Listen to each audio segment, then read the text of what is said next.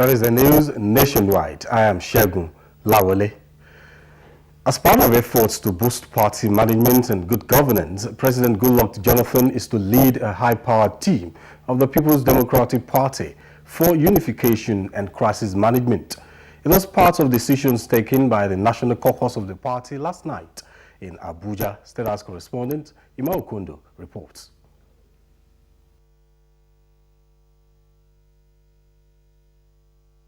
When President Jonathan, Vice President Madi Sambo, Board of Trustees members, top national legislators and governors meet at situations as these, it comes true that the People's Democratic Party, dominant as it is on the nation's political landscape, has had its own fair share of unresolved issues, where it is also known as having the capacity to re-engineer itself. They talk it within closed doors, and the decisions are made known as Akwa Ibom State Governor Goodluck Jonathan briefed. First, on reconciliation. It was agreed that a high-power team headed by Mr. President should immediately go into massive reconciliation to bring back major stakeholders who must feel one way or the other that they are aggrieved in any form, so that the party can wax even stronger. Ahead of the party's National Executive Committee meeting scheduled for Thursday, he said the caucusing came up with a special committee to look at the guidelines that will be presented to the National Executive Council meeting of the PDP on Thursday for approval by the NEC. And members were drawn from the National Assembly, which of course include the Senate leader, and and also the National Assembly. There's the whip of the National Assembly is also a member, and then some governors are also members, and then the Minister of Transport is also there. And from a member of the Board of Trustees, and also two members from the working committee of the party as at now. And that the chairmanship of that body was put under my care as a current chairman of the PDP Governors Forum. And I'm going to be there with two governors, that of T.A. Oji of Abia State and Governor Shema of Katsina. NEC will look at the issue of a certain INEC report that tended to say that some officers at the national level were not elected through the process of voting, something of that nature. On enhancing good governance at federal level and states the party controls, we are told. The National Caucus also thanked the President for the midterm report presented by Mr. President, and also those reports that have been presented by the ministers, that for the first time, even party faithfuls across the nation are now aware of what the presidency has been doing in the last 2 years. And many Nigerians, and of course the international community, even our children in the diaspora, from the social media, are very excited that now government is very open and they now know what has been going on, the massive transformation work being done in the agricultural sector, in the transport sector, in the petroleum sector, and all sectors of our nation's economy. So, Governor Akpabio reaffirmed that Bamanga Tukur remains as the national chairman and that they could not talk about the possibility of getting back Rivers State Governor Chibuike Amici back because he is in court. From the State House, I'm Ima Okundo, NTA News. The federal government's agricultural transformation agenda has received an achievement award from the Food and Agriculture Organization, FAO, for getting more Nigerians out of hunger and reducing malnutrition. President Goodluck Jonathan was presented with an award at the Federal Executive Council session. State House correspondent Ima Okundo again reports. Agriculture Minister Akinwumi Adesina, who was at the Food and Agriculture Organization's recent conference in Rome, received the award on President Jonathan's behalf, which cited the administration's good attainment of its agricultural transformation program of adding 20 million metric tons of food supply, having achieved by year-end 2012, 3 years in advance of its tackling hunger and getting citizens out suffering from undernourishment. Why did they give this award to Nigeria? Your Excellency, according to the Food and Agriculture Organization of United Nations, FAO, the number of Nigerians suffering from hunger reduced from 19.31 million in 1990-92 to 13.38 million in 2010-2012. The prevalence of undernourishment in our country declined from 19.3% in 1990-91 to 8.5% by 2010-2012. This is below the MDG target of 9.7% that was set for 2015. And therefore, Nigeria has been recognized for achieving the MDG 1 on hunger 2 years, actually 3 years ahead of schedule. The minister noted how 1.8 million metric tons of rice have been added to the food stock in 2 years, and the school feeding program that is on. With dignity, President Jonathan responded. Let's use this unique opportunity to tell Nigerians and indeed the rest of the world that we appreciate this recognition. We are yet to reach where we want to go, but surely we are on the way there. In the State House, I'm Ima Okondo, NTA News. The cashless policy of the Central Bank of Nigeria, CBN, will commence in the Federal Capital Territory and 5 other states of the Federation from 1st of July this year. Deputy Governor Operations of CBN, Tunde Lemo, disclosed this while briefing FCT Minister Senator Bala Muhammad on the planned takeoff of the policy in the FCT. Correspondent Mitari Ikben reports that the FCT Minister, in welcoming the policy, however, called for sufficient sensitization of the masses before the implementation. Apart from the FCT, the CBN cashless policy will begin in Ogun, Kano, Rivers, Anambra, and Abia states from 1st of July 2013. Soliciting the cooperation of FCT Minister Senator Bala Mohammed on the implementation of the policy, CBN Deputy Governor Operations Mr. Tunde Lemo said cash withdrawal limit for individuals will be pegged at 500,000 naira per day. We're not saying that they cannot withdraw more than that, but should they do more than 500,000 per day, any amount that is above 500,000 per day will be surcharged by 3%. The CBN Deputy Governor said commercial banks will provide POS machines for traders and small business owners under the cashless policy, which he noted will reduce financial and other crimes, curb revenue leakages and corruption in the society, and also modernize the nation's economy. FCT Minister Senator Bala Muhammad welcomed the policy, noting that the e-payment system being practiced by his administration has blocked revenue leakages and increased internally generated revenue of the FCT by almost 40%. He, however, urged the Central Bank of Nigeria to adequately sensitize the masses on the gains of the policy. Come and educate us, help us, because we know it is mutually beneficial. It is not about illiteracy and numeracy. It's about the tradition and the culture that they are inhibiting. You have to really carry out serious sensitization. In Abuja, Mitaire Ikben, NTA News. More and more traditional rulers in river states are expressing continued support for the administration of President Goodluck Jonathan and his efforts to transform Nigeria into a prosperous economy. The latest is the Rumeme Council of Chiefs in Port Harcourt, when they received First Lady Dame Patience Jonathan at the palace of the Apiti of Rumeme Kingdom, Chief Umunakwe Nserim. State House correspondent Makut Simon Macham reports. They rolled out the drums to welcome home one of their own, Dame Patience Jonathan, whom they described as a worthy daughter that has embraced all. Her visit to the palace of the Apiti of Rumeme in Port Harcourt was highly appreciated as Chief Omonakwe Nyechi Isirem and his council of chiefs, together with some of their subjects, welcomed home Dame Patience Jonathan. The chairman of the Council of Chiefs, Larry Nyechi, spoke on behalf of the council, where he said the progress and projects of President Goodluck Jonathan have rekindled hope of Nigeria attaining the status of a great nation within a short time. We pledge our unallied support for the federal government administration led by His Excellency President Goodluck Jonathan.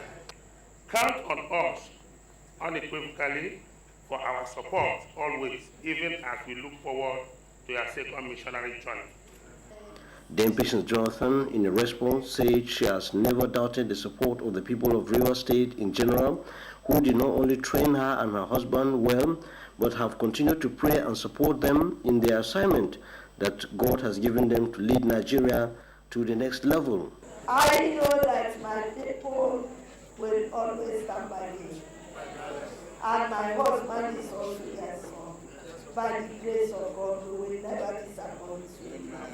I will never forget you.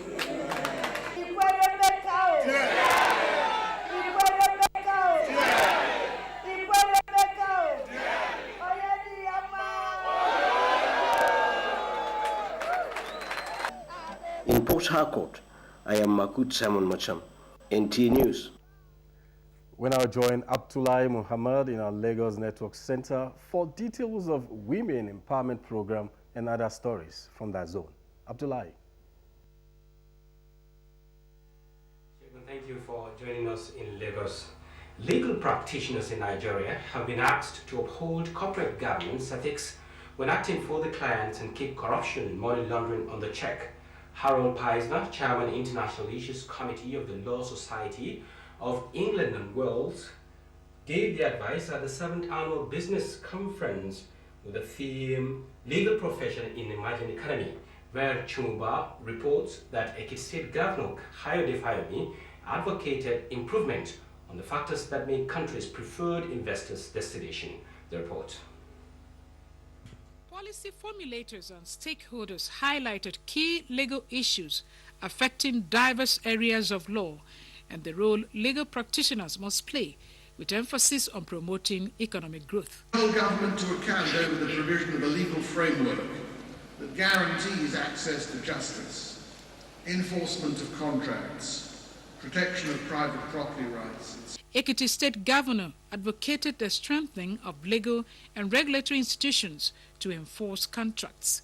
He, however, said inadequate provision for punishment of electoral offenders affect investors' confidence. Anyone who has been found of committing an electoral offense, getting himself into office fraudulently, should be debarred from holding office permanently. You cannot have sustained growth if corruption thrives in your society, if you don't respect the rule of law, and if human rights, you don't pay attention to human rights. NBA President Okewal said prospective foreign investors are more interested in Nigeria and the need to clear all bottlenecks become imperative.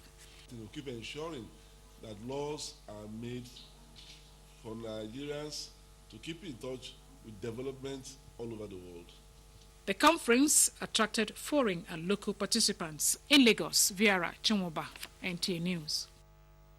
Women empowerment and self-development have been described as veritable tools that could be used to reduce poverty and build an economically robust nation. This was the consensus of speakers at a forum in Lagos put together by a non-governmental organization. It was also to celebrate Nigerian women and share useful ideas on how to make positive impact in the society. The report. Women as home and nation builders were urged to support and assist each other in order to create an enabling environment for themselves to operate effectively in all spheres. Speakers at the forum explained that it is essential for the female gender to be psychologically, morally and intellectually equipped in order to measure up in the society and make significant impacts. Women have contributed a lot, and I think that many of them have not been recognized, have not been celebrated, and an occasion like this is a great opportunity for us all to say thank you. Think about the unique contribution that you can make to yourself as an individual and to the people that you serve. So develop that plan and review it often. The women were also encouraged to be honest, faithful and disciplined in their dealings. Issues bordering on self-development and actualization, home management, attitudinal change, among other issues, formed the topic of this course. As a mother, you know what it means. I don't think any man can carry a baby for 9 months. In fact, only that one alone is worth celebrating. Being a woman means being strong, being powerful, but also being nurturing, and having all those emotions in one person is amazing. The forum was an eye-opener for women to appreciate and celebrate themselves as role models, home builders and supporters.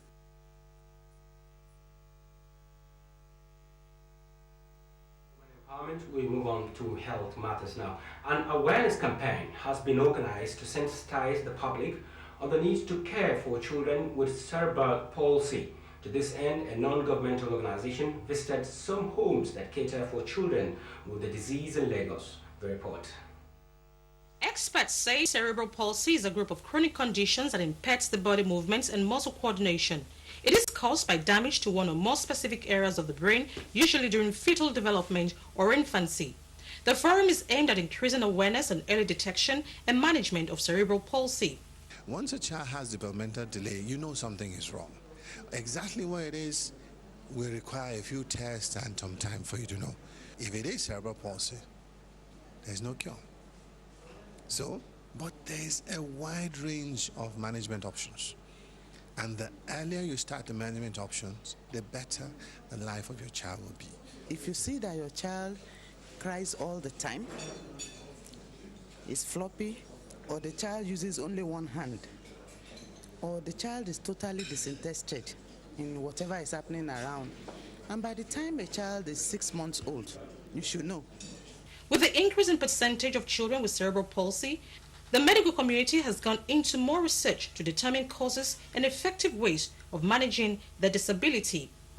Help to change policies in government at every level so that, children with cerebral palsy, wherever they live, will have access to reasonable, affordable, health care. The Ben Ola initiative is charged with the responsibility of bringing together families who have children with cerebral palsy in order to support and provide first-hand information on the care and comfort of the children. That ends our contribution from Lagos. Shegun, it's back to you in Abuja. Thank you, Abdullahi.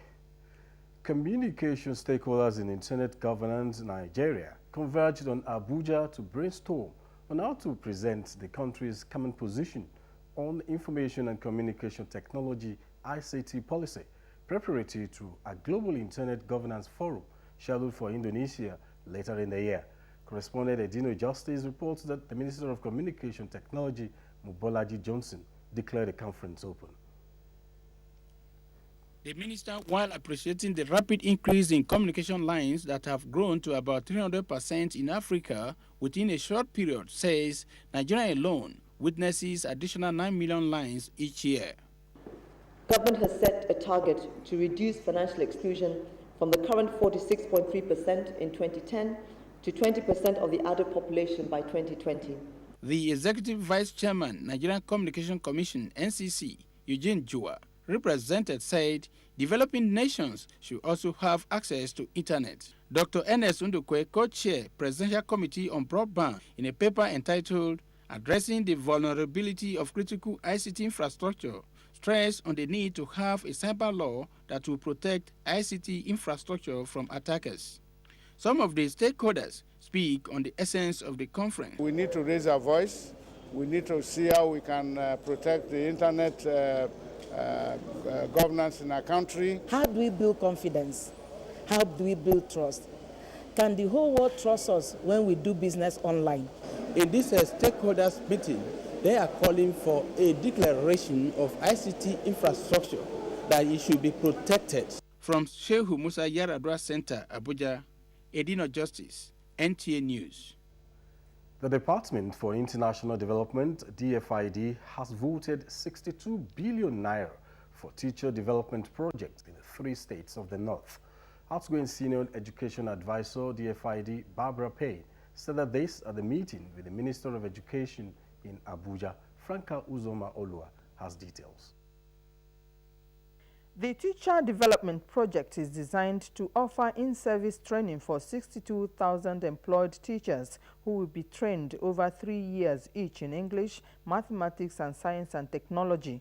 The program, which kicks off this month in Jigawa, Zamfara, and Katsina states, will also feature the training of 816 lecturers who work in primary education and junior secondary school departments. There's already a task team in place with a team leader that are working on teacher education and development, which I'm sure will partner with you in terms of seeing you through on the way forward for this very important program. The Teacher Development Program has been approved on the grounds that teachers really need to be given more support than they're getting at the moment in order to become better teachers, because we're interested in producing better learning outcomes. In another development, Education Minister Professor Rukayat Rufai has expressed the need for more enlightenment of students on proper shading of answer sheets during examinations. She stated this while monitoring the conduct of the senior secondary certificate examinations. We still need to do more in terms of our students to answer very simple instruction. The way they are shading, these numbers, sometimes the computer may not pick. For members of the monitoring team, the serenity of the environment is a plus for NECO. it is there for only one paper, chemistry. I emphasize this, but one of the problems we had in JAMB is the nervousness of students shading physics instead of doing chemistry. It's a collective responsibility of parents, teachers, to educate the children properly on what to do. The senior secondary certificate examinations started on the 1st of this month. A total of 1,052,896 candidates are participating in this year's senior secondary school certificate examinations nationwide. In Abuja, Franca Uzoma Olwa, NTA News. The Independent National Electoral Commission, INEC, is to collaborate with the Office of Surveyor General of the Federation for constituency delineation administrative map of Nigeria and road maps showing network of roads and drainage patterns. INEC Chairman Professor Atayiru Jega said the collaborative plan is part of INEC's periodic review of its activities preparatory to elections.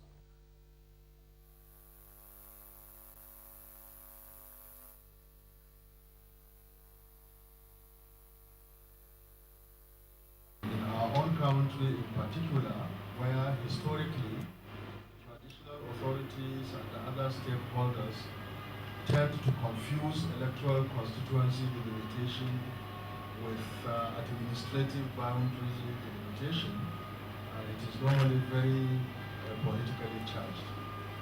To do it successfully, therefore, would require professionalism, would require impartiality, and would require transparency. Surveyor General of the Federation, Professor Peter Chigozie told the INEC chairman that his office has the capacity and capability to develop maps to suit different purposes. This country, maps for planning and for development. We also produce what we call thematic maps, map that are specifically geared towards particular needs. Like if you have a need, we do handle that kind of thing. That's essentially what we do here. At the moment, when I came in here, our data were in. Office of the Surveyor General of the Federation has 2.5 million imageries covering 97.5% of the country. The Minister of Power, Professor Chinedu Nebo, says the media is a veritable instrument in curbing unwholesome practices in the power sector. Professor Chinedu Nebo stated this when he received a delegation from the leadership newspapers in his office. Isaac Nkuma reports. Editorial business of the leadership newspapers, Iyobosa Owugianre, the minister said he is impressed with the media, especially publications and broadcast in indigenous languages, which informs people at the grassroots.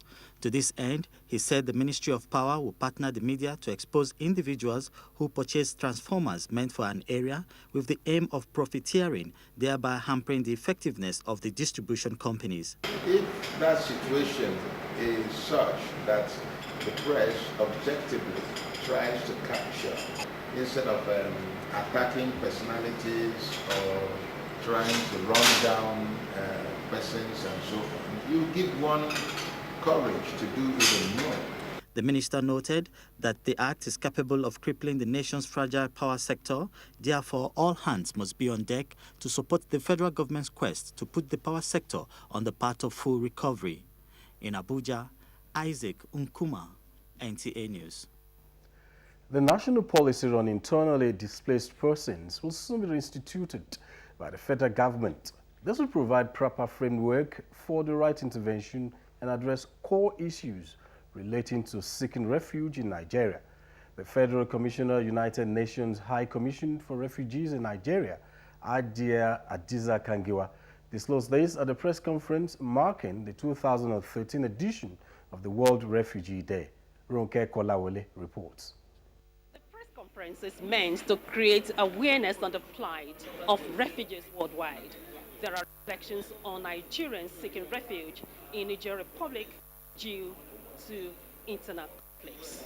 According to United Nations High Commission for Refugees, UNHCR in Nigeria, the country accommodated about 3,154 refugees in 2012, majorly from Republic of Congo, Cameroon, and Liberia. In Nigeria, natural disasters and human factors have turned many citizens to refugees internally and externally, while the current security challenges in the northeastern parts of the country have their consequences on refugee population in border countries, especially in Niger Republic. The United Nations adopted this day as the World Refugee Day. We have less and less refugees coming from the sub-region, and with the declaration of cessation by the United Nations and various governments, we don't have a lot of recognized refugees from the sub-region. Although displacement figure is alarming globally, the UNHCR is not relenting in equipping refugees with skills, education, and other life-saving assistance, while relevant agencies, especially the security forces, were trained to protect the rights of people